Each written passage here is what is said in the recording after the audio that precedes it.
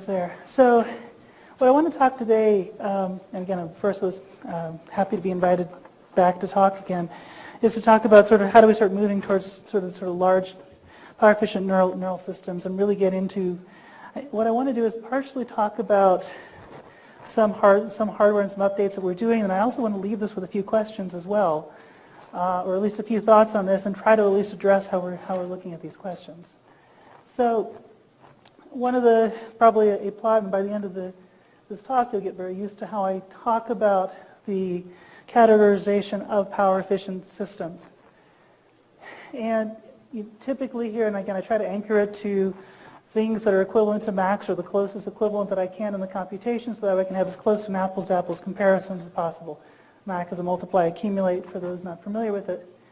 These are basically energy metrics.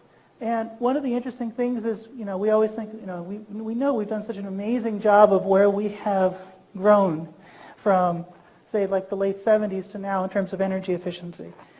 Basically you go from a speak and spell to a smartphone. And that's really 3 orders of magnitude, and that's an amazing concept. Well, when I look further down, and obviously we're getting out to an energy efficiency wall, which is pretty well accepted to understand why this is happening. The question is, well, what else is there? And there's a lot of worry that there's nothing further. And I actually look at it very much that there's this whole space and continued opportunity we're looking at. Starting off with the fact that you've got you start using the physics of the devices, you start talking about a factor of 3 orders of magnitude. These have actually been built and demonstrated. And I'll get into a little bit of this and the concept of the programmability that it was really critical to make it happen. And then you start looking about computations that at least we think that neurons are doing to this stage. I am certain that they're doing more, but at least that much. And it already gets you another basically 5 orders of magnitude off. And so I look at this and go, there's a huge, we can kind of see here, and then there's an opportunity, can I get below this? And so this is kind of the framework I'm going to talk about, and when you start looking at this question, it starts opening up other things of then how do I build this, and then how do I scale this up to large systems, because maybe I can do that. So these are the things we're going to look at, and I'm going to talk sort of in sequence through a couple of these ideas, going through both the analog computing and the neural structure, and then kind of pull it back together again. Partially, a couple slides and things, because some people may be familiar with what we do at this point, and so I just want to summarize it. Some people, this is their first time thinking about it. One of the things that we spent a lot of time looking at is looking at these, what we call field programmable analog arrays, very similar to FPGAs, but they're analog in nature. This is a whole set of family of diphotos. It's fair enough to say we build a bunch of these. That's probably the key question there, including a few here that are not published yet and some of the new discussions that are coming out. But the key part of this is that this is enabled being this sort of factor of 1,000 improvement, originally hypothesized by Carver Mead 25 years ago now, in what is actually a configurable and programmable architecture. And the other thing that's interesting for those who get detailed into FPGA architecture, the fact that the routing is actually something I can actually use for computing is a huge deal, and actually changes so many of the conversations in the system. Typical block diagram structure would look like this, where you could actually imagine a fabric of analog and digital components. Quite cool. And actually all integrated. It's not analog and digital and stuff in between. There are clear reasons for doing that once you get away from that assumption. Plus a full interesting infrastructure to kind of really talk about this as a full system on chip.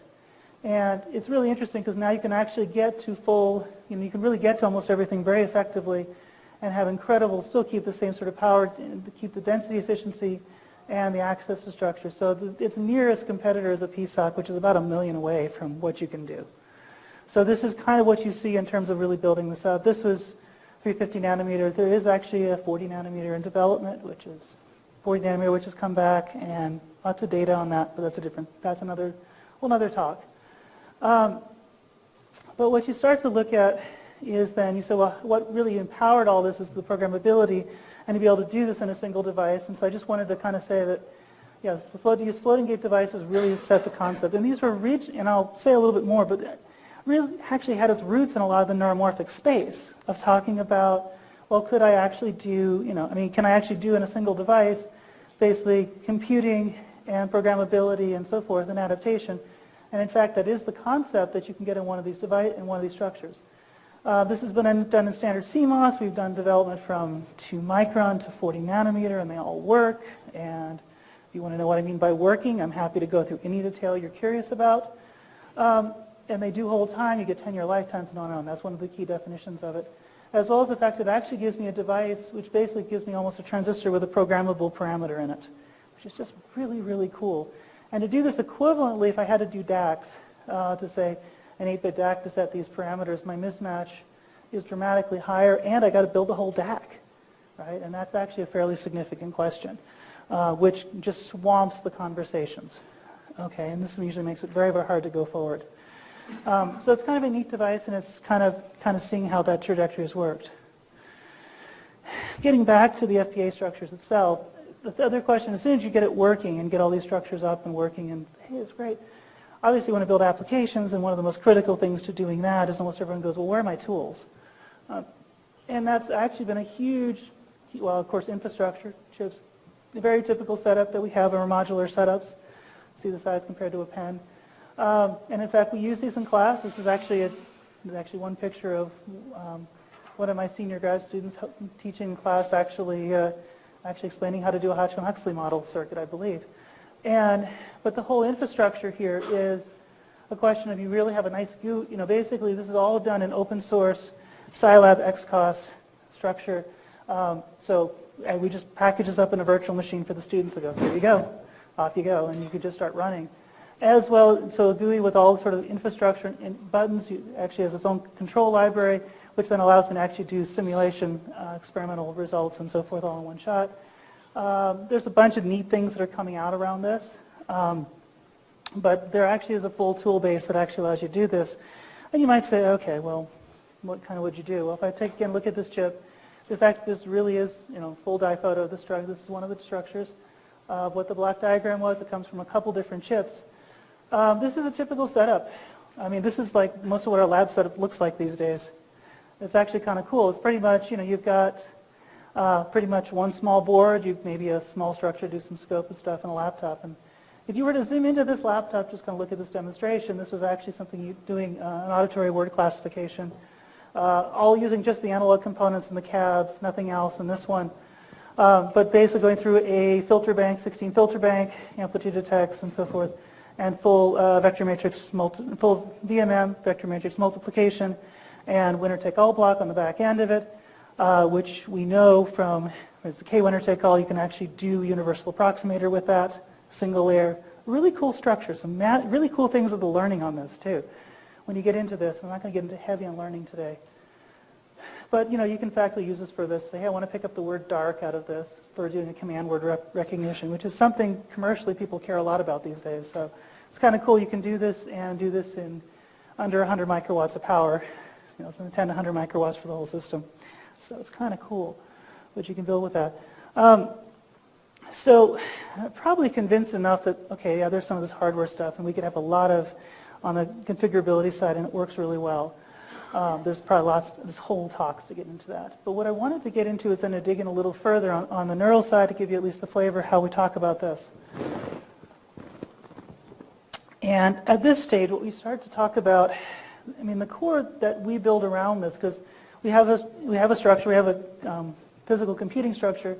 I think that this really is now what is my algorithm that I'm putting on the computing structure, which I may hard code or not.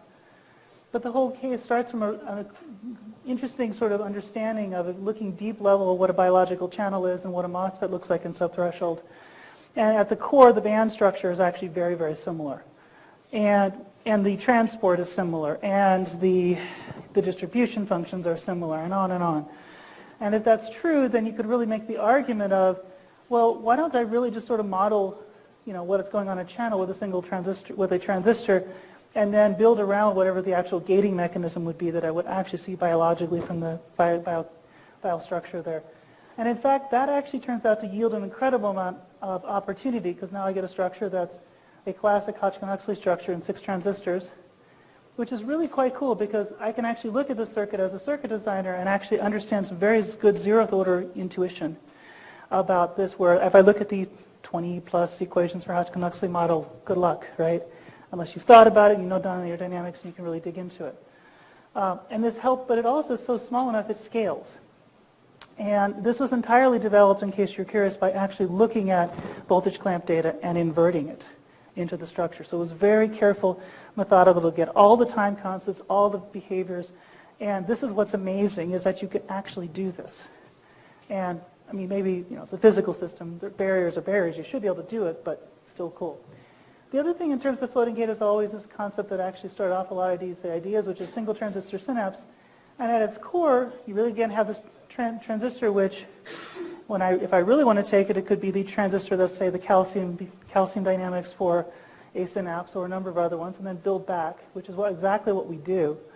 But you can actually get not only nice EPSPs and things of this sort, but you can also get SDDP on these structures. And this just kind of comes out, still allowing me to do everything in a crossbar array. And we know double EEPROMs are pretty dense, right? Because you all have plenty of these structures, right? You know how dense these get. And they're commercial and they're available now. So it seems like the obvious play. And you can actually do these things. Now, whether I want to do a crossbar array is a whole other conversation. And I think that gets to a different question. And the question I think I want to take beyond this then is to say, we want to think about the computation side of it. And I started to hear some of that even in the last talk and so forth. I think this is really cool. And I think in many ways I would want to encourage that, because I think there's a lot of opportunity there as we dig into these questions. Because kind of taking these two concepts that I described last time, you can actually now start to integrate this into a number of these configurable chips, or do some separate ones, which we've also done initially to get it going. This is actually a different one. You probably can't tell the difference in the dye photo. But the one side of this is pretty much has a whole bunch of what we would call pyramidal cells. I'll tell you how many numbers and stuff if you want to know what they are, but they imagine that they're built straight into the structure. And this is actually done to kind of really show two things. One, that I can actually do this, that at least I can put this in the fabric, I can access it, I can get data from the structure. But I'm also very serious about talking about this as computing. And one of the key things about this is really, so there's been two things that have been sort of, find out that are actually competitive against any other engineering application. One of which has actually been in looking at basically optimal path planning. And this is a really fun concept, because what we find is that you can actually do optimal path planning in polynomial resources. Fascinating situation as that starts to hold out. The second part is actually asking the question that's actually really built around the dendritic behavior, and an area that we've been working on for several years with this and been talking about and publishing, is that really using the coincidence detection, but using it in these models that are very efficient with biology. Again, the same thing is actually true in this case, using things that are actually really are tightly modeling the voltage current level in the computational model. It actually always brings up an interesting question. People will ask me a question of, well, should I be more simplified models, or and to get computation, or should we do more complex structures, or should we really do the biology? And my usual answer to that is yes. And the reasoning I believe that is that actually there's reasons the biology is doing what it's doing in terms of the physical structures, and it is really by exploiting and seeing that has actually given us incredible efficiency. And I'll talk about that in a little bit more in a moment. But you can imagine this already being part of a pathway. I already showed you something on this part of the pathway for speech. You can continue it out, and exactly what we're building at this point. And there's a whole range of applications that we're actually in the middle of looking at questions about. And it's actually quite interesting what you can put together there. People always ask me, why the dendritic computation? And I've certainly always been a big fan of this from the very earliest times, and very enthusiastic seeing that more people are actually doing it. And also beginning to look at this question from a computational perspective. I mean, certainly Jeff Hawking's done a lot of good stuff on this, so recently as well. And so this is just awesome to see more and more about it. But here's, in a nutshell, the high-level picture is, you get your sort of analog structures here. When we actually started doing measurements on the dendritic structures, we actually started getting efficiencies, equivalent efficiencies that were much, much lower, both in terms of the fully confiled structure with a large capacitance, and then something with was a bit more directly in terms of a FPGA, FPA-like infrastructure. And in fact, that's really, really important, because actually, as I'll talk about later, your communication has to be local. The locality is essential from a power perspective. And so, this is one of those cases that really buys you a lot. And we actually do these things in FPGA fabrics, and locally that's actually the most optimal way to do the routing in terms of power. So you can actually get structures that look a whole lot like, I've got a whole bunch of different synapses, I've got inputs coming from the outside, I'll actually have feedback connections. All of this actually, and it actually makes you think, I'll actually ask a lot of questions that people do anatomy and go, okay, so where are these things all projecting? Because I actually care. Because my application is going to start actually it gives me insight on it. But the thing is, actually, if you look at it closely, you can always map these things in terms of, with regard to capacitance. And the simple answer is that with this structure, the capacitance was higher. Any of these tend to have lines that deal with capacitances. Some of this is related to, as you scale down, you can drop into this. There's also some questions in terms of things like, that bubble moved, it's supposed to be there. You can actually start dropping things down in terms of power supply and so forth. So some pretty neat possibilities there. And so as I started to look at this, and I think this became part of the question, is when you start seeing all these pieces, and you realize not only do you have them, but they can actually be very densely implemented, as I've already kind of shown in a few pictures. It begins to make you ask the question, well, okay, we keep talking about how we build stuff up, and we actually also have a sense of what computing we want to do, or at least some models of computing, and models where the spikes matter, and where it really gives us advantage. So now you go, well, how is this going to scale up, right? That's the obvious next question. Because in the end, I think we'd all love to sit there and have a Cortex on our desk or something someday, right? So, okay, so we're going to ask the question. And there's a very detailed discussion around this, and anyone wants to look at it, that's the paper to go hunting for. It's all open, so I would definitely go looking for this. Gotten a lot of press on the conversation because it really looked at it carefully from a technological perspective and said, okay, can we actually build something of what we know of the size of Cortex in terms of the number of neurons and connectivity of what we know now? And the answer really came down to, yeah, we could, it's about 1 meter square space. You could get this potentially, under 50 watts of power. And the power number turns out to be phenomenally important. Because constraining the power in the system is probably one of the biggest issues, and forces you to go, okay, now I have to ask certain things in terms of locality and communication, and that locality actually helps you when you expand this thing out. So this is always cool because I'd love to have one of these. I'd really love to have one of these because my daughter keeps like stumbling, kicking, hurting herself along things, and so. On the other hand, she does too, because she's very much interested in robotics, so it's kind of fun to have these conversations. The reality is, to do this is going to take a lot of money and effort to get this thing going. That's also what came out of this conversation. But not outside the realm of numbers we're looking at. If you start talking hundreds of millions, $100 million, a couple $100 million, it's certainly in the game. I don't expect anyone's handing me that check. But I think there's other ways to get there, and I think we'll find that. But this is, of course, building what we know. I fully expect in neuroscience we're going to see more. The brain, I believe, is an amazing, amazing machine. So I think there's a lot there.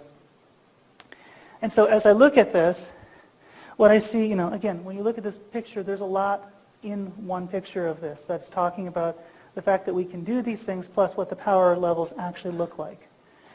And so I think this is an interesting question of what we could do. Now, I want to get to a couple other points here since I have a few minutes. And, I think one of the things that starts happening is there's a whole bunch of questions one might actually want to start asking. And I started just detailing things down. Those of you who know me, this is unusual to ever have a slide as only text. But this is, there's a number of key questions here. And I think starting, a couple of things, just to touch on them. The first one is, why is energy not a primary constraint in the way we talk about in modeling? Because certainly from an application standpoint, we need it. It's one of the things we talk about is so important in the brain. But we need to kind of talk about this. Doing this forces the need of local communication. It forces the need to take seriously the fact that we have, on average, low event rates. It takes seriously the fact that we have to have sparse representation. There's no other way around that. Just the communication will completely strangle you. And I think, there's a couple others down here, but just a couple others point out is that, basically really getting application competitive algorithms, ones that I can actually then go into people who do engineering applications and go, hey, this is good enough, and I think this is better than what you have, and you might actually want to go try to actually commercialize this or talk about it. I think those are things that we want to begin to think about and focusing on it. I think certainly once you start talking about physical algorithms and chips, you have that opportunity, and I feel like we should use that. And the more we have the commercial side there, it helps pull the science along. And I would strongly say that this is critical. There's a couple other things I could get into this. One I'll get into in a moment here is also, we often keep doing this crazy thing that biology doesn't do, is separating memory and computation. And it doesn't kind of make any sense why, because almost always all of our complexity comes from there, all of our power, all of the sort of bleeding of power out goes from there. And so we really need to think about this. And this comes in a couple different places. And so just to say one or two things there, I'm not getting flagged to get off the stage yet. Good. Is really, again, if I was talking about from a standard computer architecture problem, we see this is already an issue. Of course, we want our laptop that runs PowerPoint so we can do presentations, which is good. But I think we've kind of figured that one out now, so we're kind of done there. But this is the classical situation, and it's not just, okay, how much is the memory, how much is the computation in terms of some, say, a typical power law. But I got to get all this information, get it in here, get it across and back. And if you look at most computer architectures, the killer is actually the communication, which is why people don't pay attention to this, even though this is what I actually, being nice, is what I always spec against. When we look at an analog structure, what's nice is in terms of a lot of these structures we talked about, and it's very true in biology, say crossbar arrays and so forth, you really have an input, you actually have an element where it has the memory and the computing in there. And in many cases, in these structures, because it almost looks like a memory element, basically accessing 2 rows of this memory is equivalent to the entire computation. So very quickly you realize, oh, okay, I already see the win. I flip it around to this. There's a number of applications on the analog side where on the digital side, like, yeah, this memory thing is close, and it's close enough. If I drop this power down by a factor of 1,000, this looks ridiculous. And this is what we start to see in all these cases. Well, we see this in terms of communication in biology, that you do in fact get, if we're going to try to build this in actually, well, communication in terms of both in biological cases, local, but also here, the question we get is how much, basically if I talk about on-chip communication, there's a certain amount of average power, but as it starts to get, say, chip to chip, as it starts to get addressable, it just gets worse and worse and worse. And you start realizing the brain is 20 watts of power, I'm already off at this stage, so, okay, that can't be the dominant mechanism, communication. It has to be there, but I have to be very careful about it. The other thing is the whole kind of conversation, this actually came directly out of the roadmap paper, was the question of, what happens if I actually do all my processing local with my computation and memory at the same place, and just did simple events coming off, it's fairly reasonable. But the minute I start saying, oh, let me use an off-chip memory to reroute the addresses, I start burning at least a good factor of 10 on power. Then if I do something even crazier, I say, let me put the weights somewhere off-chip and keep running them back and forth, I really die. And I'm being kind of generous on these numbers. This strangles it, and in fact, we've seen this in the community for a very long time. And I think it's one of those things that has to be very, very clear in our mind that we have to move past. We really need to think about these questions, and in fact, biology seems to do it. And then sort of last point before I conclude is this, and I'll just say quickly. One of the interesting things when you're dealing with physical systems and ODE solutions is the numerics are not the same as in digital. And there's a lot of advantages that you get out of that. And we really need to, in fact, we're dealing with physical systems to a physical system. You think there should be advantages in the game. And, one of the things I like doing, talking about what, in terms of digital structures, you talk about what's the number of, say, computations I need per iteration ODE solution. And people know a very well understood case from integrated fire to Hodgkin-Huxley model and everything in between, right? We understand this is about a factor of 1,000, and so therefore we want to do simpler models when we can, and so on. And we could do a similar thing with synapses and so forth. But if I look at this from a neural structure, for this it's about 6 to 7 transistors. It's 6 to 7 transistors on a Hodgkin-Huxley model. Okay, something's different here, right? It has to goes without saying, something's different. And so the comment then is to go, okay, we really need to think about how we utilize it. It also says the normal trade-off that we make doesn't make any sense here. To do a simplified model actually can potentially make this worse. And now I've lost so much, and it's the difference in computation between the Hodge-Consley versus this is enormous. This has all sorts of trouble. This at least has some biological grounding. So what I'm going to basically just say in conclusion then is that you can see the whole computational thread that we talked about. And again, this graph is now probably actually having, you've seen it a few times. There's a lot of things that underpin this. We really see ways forward going forward with this, and really asking the question, okay, in terms of, we really need to optimize communication, the computation efficiency, and just even all of the communication costs as well. If we're really going to say build something in 20 watts of power, or that ballpark to this. And I would also argue the commercial side is going to help drive this. I think in the end that's what we got to do. And then you begin asking the question, well, what can I do in commercial? What could I actually play in this game? What are those price points? And it's all sorts of, and the power and the numbers are astonishing compared to what you can do now. So as we have the computational algorithms, we can ask these questions. So with that, I appreciate your attention. And I think I just went slightly over time. Thank you.